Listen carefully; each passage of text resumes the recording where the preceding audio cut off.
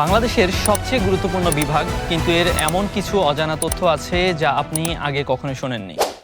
আসসালামু আলাইকুম, সবাইকে স্বাগতম বাংলা ক্লাসে।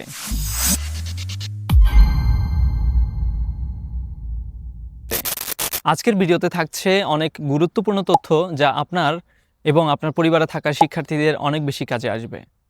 তো চলুন শুরু করা যাক। ময়মনসিংহ বিভাগের সবগুলো জেলা নিয়ে আমাদের যাত্রা ইতিমধ্যে শেষ হয়েছে। এবার আমরা পা রাখছি বাংলাদেশের সেই বিভাগে যাকে বলা হয় দেশের প্রাণকেন্দ্র, যে বিভাগে রয়েছে বাংলাদেশের রাজধানী, যে অঞ্চলের ইতিহাস মিশে আছে বাংলার উত্থান পতনের সাথে, আর যেখানে গড়ে উঠেছে দেশের অর্থনীতি, শিক্ষা ও প্রশাসনের মূল ভিত্তি। তো চলুন আজকে জেনে নিই ঢাকা বিভাগের অজানা সব ইতিহাস। ঢাকা বিভাগ বাংলাদেশের কেন্দ্রীয় অঞ্চলে অবস্থিত। এটি দেশের অন্যতম বৃহৎ এবং সবচেয়ে জনবহুল বিভাগ। এই বিভাগের মোট আয়তন প্রায় 20,509 বর্গ কিলোমিটার। এর উত্তরে রয়েছে ময়মনসিংহ ও সিলেট বিভাগ, দক্ষিণে বরিশাল বিভাগ, পশ্চিমে রাজশাহী বিভাগ এবং পূর্বে চট্টগ্রাম বিভাগ। 2022 সালের তথ্য অনুযায়ী এই বিভাগে বসবাস করে আসছে প্রায় 4.5 কোটি মানুষ, যা দেশের অন্যান্য বিভাগের মধ্যে সর্বোচ্চ। ঢাকা বিভাগ গঠিত হয়েছে মোট 13টি জেলা নিয়ে। এই তালিকায় রয়েছে রাজধানী ঢাকা, শিল্পনগরী গাজীপুর ও নারায়ণগঞ্জ, নদী ও ইতিহাসে সমৃদ্ধ মুন্সিগঞ্জ ও মানিকগঞ্জ।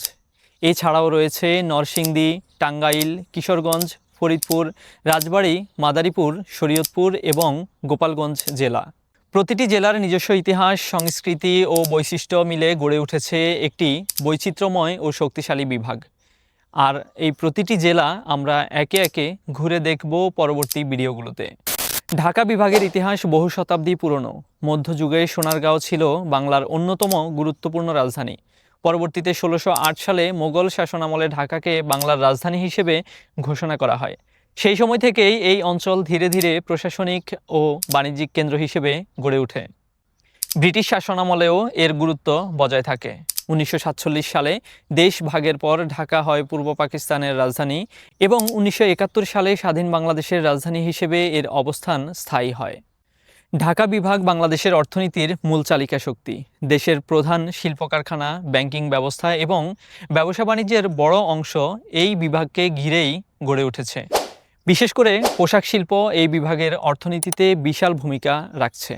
এছাড়াও এই বিভাগে রয়েছে দেশের শীর্ষস্থানীয় শিক্ষা প্রতিষ্ঠান, যেমন ঢাকা বিশ্ববিদ্যালয় এবং বুয়েট, যা দেশের উচ্চ শিক্ষা ও গবেষণায় গুরুত্বপূর্ণ ভূমিকা রাখছে। সাম্প্রতিক সময়ে পদ্মা সেতু এই বিভাগের দক্ষিণাঞ্চলের সাথে যোগাযোগে এক নতুন দিগন্ত খুলে দিয়েছে, যা অর্থনীতি ও যাতায়াতে বড় পরিবর্তন এনেছে। এছাড়াও মেট্রো রেল ও এলিভেটেড এক্সপ্রেসওয়ে ঢাকাকে একটি আধুনিক নগরীতে রূপান্তর করেছে। এই বিভাগে রয়েছে দেশের বেশ কিছু গুরুত্বপূর্ণ ঐতিহাসিক ও স্থাপত্য নিদর্শন। লালবাগ কেল্লা, আহসান মঞ্জিল, জাতীয় সংসদ ভবন এবং সোনারগাঁওয়ের প্রাচীন নগরী। এই স্থানগুলো শুধু ইতিহাস নয়, এগুলো বাংলাদেশের পরিচয়ের অংশ। ঢাকা বিভাগ বাংলাদেশের সাংস্কৃতিক কেন্দ্র। এখানেই গড়ে উঠেছে বাংলা সাহিত্য, সঙ্গীত ও শিল্পকলার বড় অংশ। আর খাবারের কথায় আসলে ঢাকার কাচ্চি বিরিয়ানি, পুরান ঢাকার বাকরখানি এবং টাঙ্গাইলের চমচম সারা দেশে সমানভাবে জনপ্রিয়। চলুন এবার জেনে নিই এক নজরে ঢাকা বিভাগের সকল আশ্চর্যজনক তথ্য। ঢাকা বিভাগ বাংলাদেশের সবচেয়ে জনবহুল বিভাগ। এই বিভাগে অবস্থিত দেশের রাজধানী ঢাকা। সোনারগাঁও একসময় বাংলার অন্যতম রাজধানী ছিল। পদ্মা সেতু এই বিভাগের যোগাযোগ ব্যবস্থায় বড় ধরনের পরিবর্তন এনেছে। তো এই ছিল বাংলাদেশের প্রাণকেন্দ্র ঢাকা বিভাগের পরিচয়। পরবর্তী ভিডিওতে আমরা যাব এই বিভাগের সবচেয়ে ছোট কিন্তু অত্যন্ত গুরুত্বপূর্ণ একটি জেলা নারায়ণগঞ্জে। জানব কেন এই জেলাকে বলা হতো প্রাচ্যের ড্যান্ডি। ভিডিওটি ভালো লাগলে লাইক দিন, শেয়ার করুন এবং বাংলা অ্যাটলাস সাবস্ক্রাইব করুন। আর যারা ফেসবুক থেকে দেখছেন এখনই ফলো দিয়ে রাখুন, যাতে করে আমাদের পরবর্তী নতুন ভিডিও সবার আগে আপনার কাছে পৌঁছে যায়।